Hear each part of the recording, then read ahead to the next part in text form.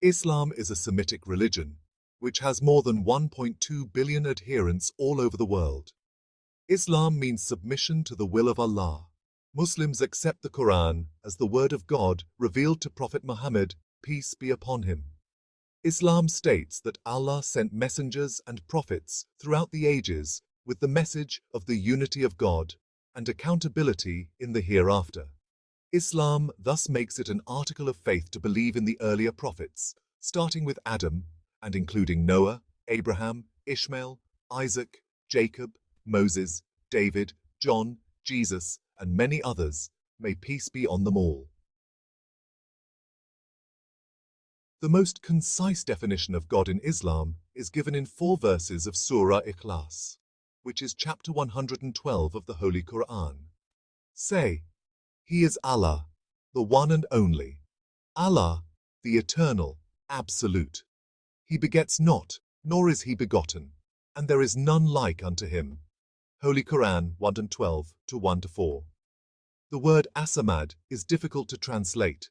It means absolute existence, which can be attributed only to Allah, all other existence being temporal or conditional.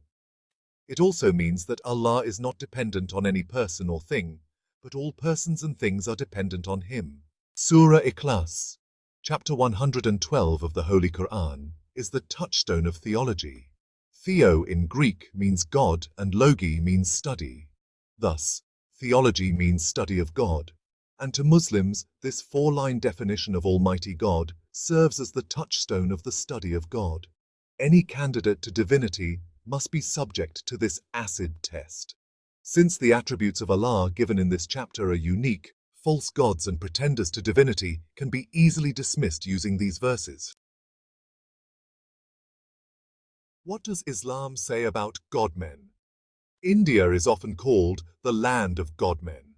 This is due to the abundance of so-called spiritual masters in India. Many of these babas and saints have a large following in many countries. Islam abhors deification of any human being. To understand the Islamic stand towards such pretenders to divinity,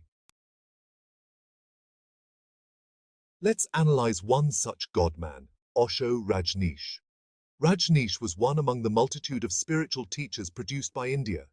In May 1981, he went to the USA and established a town called Rajneeshpuram.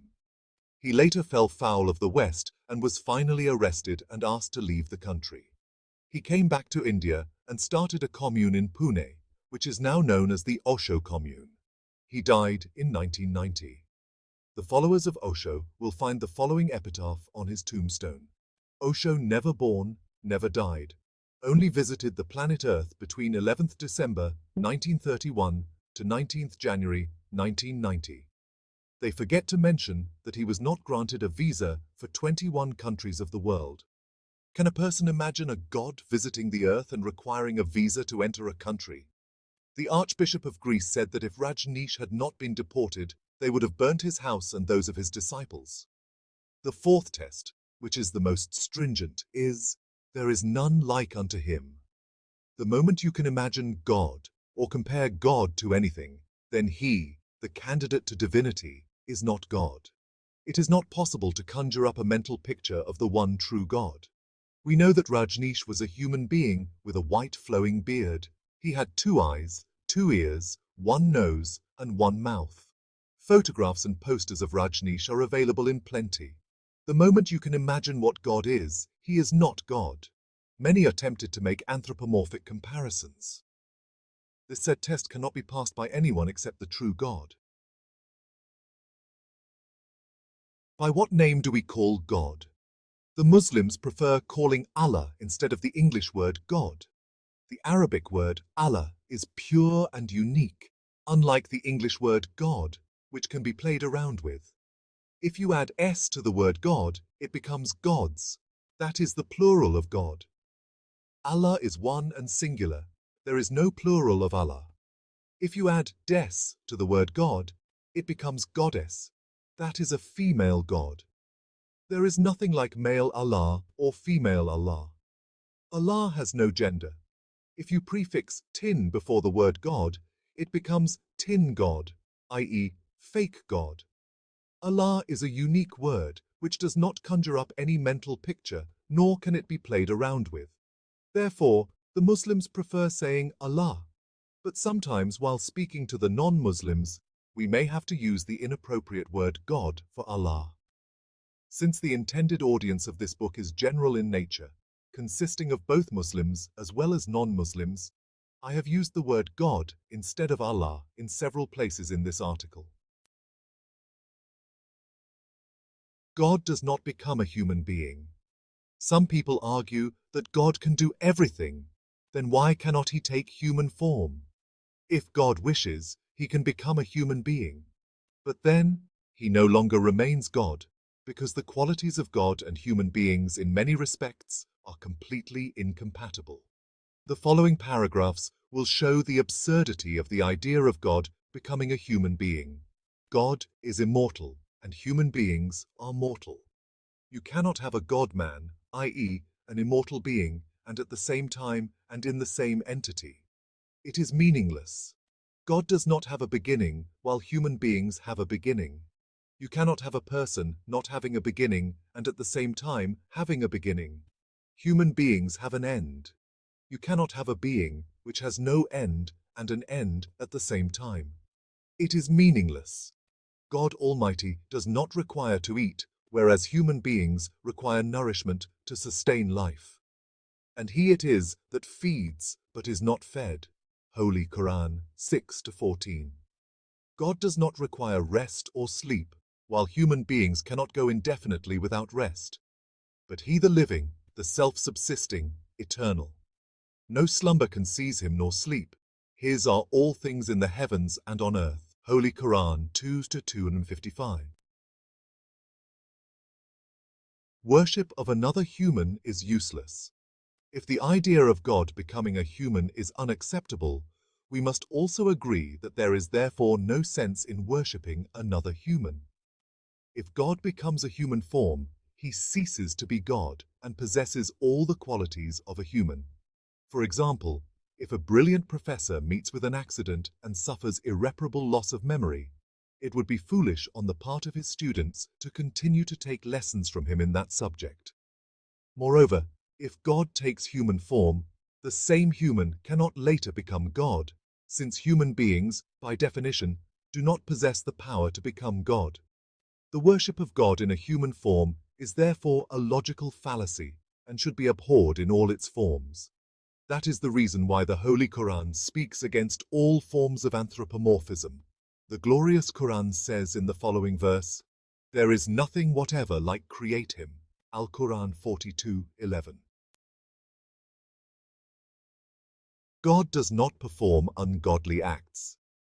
The attributes of Almighty God preclude any evil, since God is the fountainhead of justice, mercy, and truth. God can never be thought of as doing an ungodly act.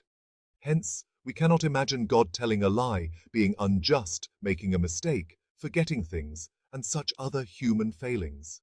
Similarly, God can do injustice if he wants, but he will never do it, because being unjust is an ungodly act. The Holy Qur'an says, Allah is never unjust in the least degree. Holy Qur'an 4:40. God can be unjust if he wants, but the moment God does injustice, he ceases to be God. God does not forget, nor does he make mistakes. God will not forget anything, because forgetting is an ungodly act, which reeks of human limitations and failing. Similarly, God will not make a mistake, because making mistakes is an ungodly act. My Lord never errs nor forgets. Holy Qur'an 20:52. God performs godly acts. He has power over all things. The Islamic concept of God is that God has power over all things. The Holy Qur'an says in several places, "For verily Allah has power over all things." Holy Qur'an 2:106, Holy Qur'an 2:109, Holy Qur'an 2:284, Holy Qur'an 3:29, Holy Qur'an 16-77, Holy Qur'an 35-1. Further, the glorious Qur'an says, Allah is the doer of all he intends. Holy Qur'an 85-16. We must keep in mind that Allah intends only godly acts and not ungodly acts. Many religions at some point believe, directly or indirectly, in the philosophy of anthropomorphism, i.e., God becoming a human form. Their contention is that Almighty God is so pure and holy that he is unaware of the hardships, shortcomings, and feelings of human beings. In order to set the rules for human beings, he came down to earth in the form of a human. This deceptive logic has fooled countless millions through the ages. Let us now analyze this argument and see if it stands to reason. The Creator prepares the instruction manual. Allah, subhanahu wa ta'ala, has endowed us humans with reason and intelligence. We invent and manufacture appliances for specific purposes. Tape recorders, for instance, are manufactured in large numbers. It has never been suggested that in order to understand what is good for the tape recorder, the manufacturer should become a tape recorder himself. One simply assumes that the manufacturer will publish an instruction manual since he has complete knowledge of his product. In short, the instruction manual gives the dos and don'ts for the machine. If you think of the human being as a machine, it is indeed a complex creation of Allah, subhanahu wa ta'ala. Our Lord and Creator, Allah subhanahu wa ta'ala, need not come in the form of a human being to know what is good or bad for the human being. He only has to reveal the instruction manual to mankind. The Holy Qur'an is the instruction manual for human beings. Moreover, Allah will call this creation to account on the Day of Judgment. It therefore stands to reason that the Creator informs us about the do's and don'ts of life. Allah chooses messengers. Allah, subhanahu wa ta'ala, need not come down personally for writing the instruction manual. Over the ages, Allah has chosen men in every nation to deliver the divine message. Such chosen men are called as messengers and prophets of God. Some people are blind and deaf. Despite the absurdity of the philosophy of anthropomorphism, followers of many religions believe in and preach it to others. Is it not an insult to human intelligence and to the Creator who gave us this intelligence? Such people are truly deaf and blind, despite the faculty of hearing and sight given to them by Allah. The Holy Qur'an says, deaf, dumb and blind, they will not return to the path. Holy Qur'an 2:18. The Bible gives a similar message in the Gospel of Matthew. Seeing they see not, and hearing they hear not, neither do they understand. Matthew 13:13. There may be someone who sees the words, and yet indeed does not see them. Maybe another one who hears these words, but indeed does not hear them. A similar message is also given in the Hindu scriptures in the Rig Veda. Rig Veda 10:714. All these scriptures are telling its reader that though the things are made so clear, yet they divert away from the truth.